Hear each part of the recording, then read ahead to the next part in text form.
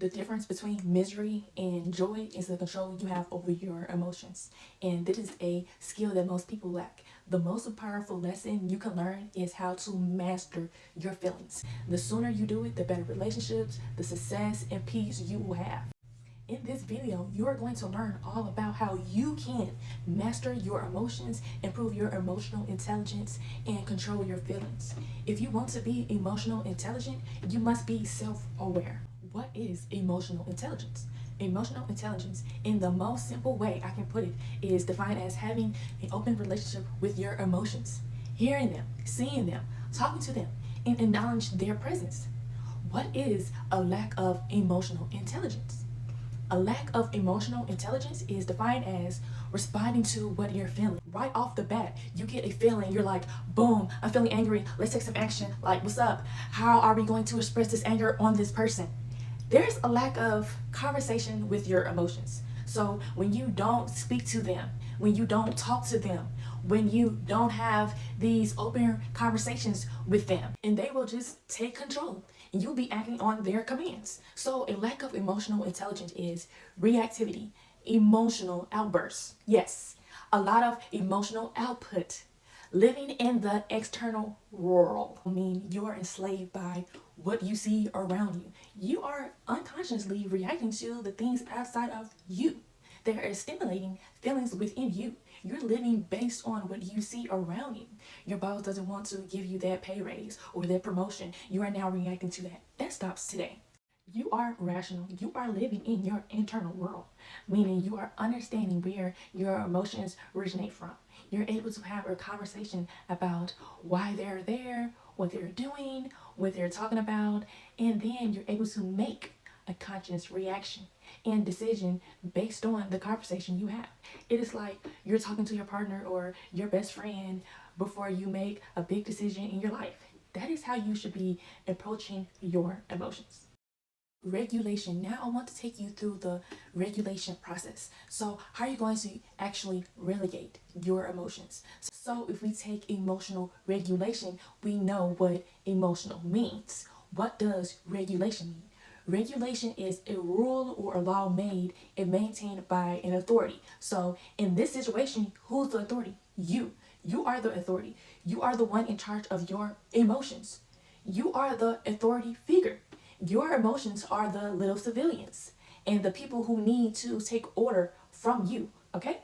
That is how you're going to look at it. Think of society. There are rules and regulations put in place so we all act accordingly. So we don't just run around stealing food from grocery stores, robbing a bank, give me your money. And some people do, but we don't do that on a day-to-day basis, you know. There are rules and regulations set in place to control society and to keep us controlled. Same for your emotions. Your emotions are the members of society. You are the authority.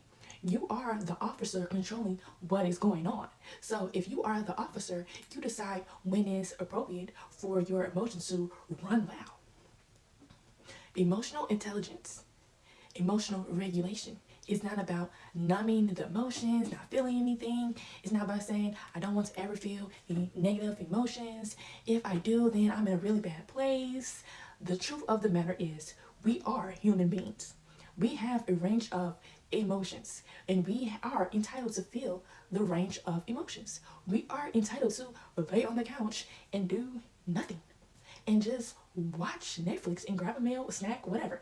We are allowed to do whatever we want to do. You are not going to be in a workplace going bug wild with your emotions. Your boss does something to piss you off. You're not going to start screaming and yelling at him and taking a tone with him. You are controlling and meditating when it's appropriate for you to express yourself. And you place these regulations on your emotions, on the time to express them, so that you feel in control. Let's say I'm dating this really amazing guy and I feel really upset about the things that he has done. How do I want to express this in a way that he's going to listen? When is the appropriate time for me to say, I might go home tonight, cry my eyes out? That is the appropriate time for me to do that.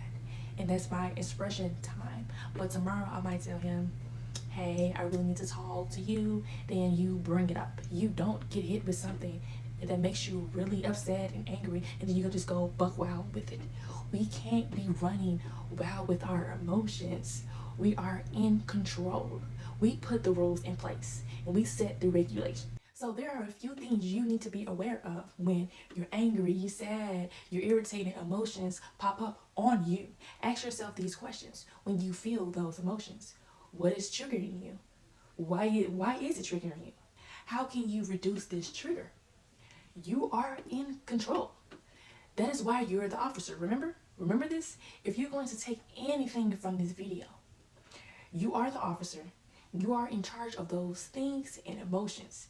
You have to understand what triggers you, why it triggers you, what it makes you feel, and how can you reduce the trigger.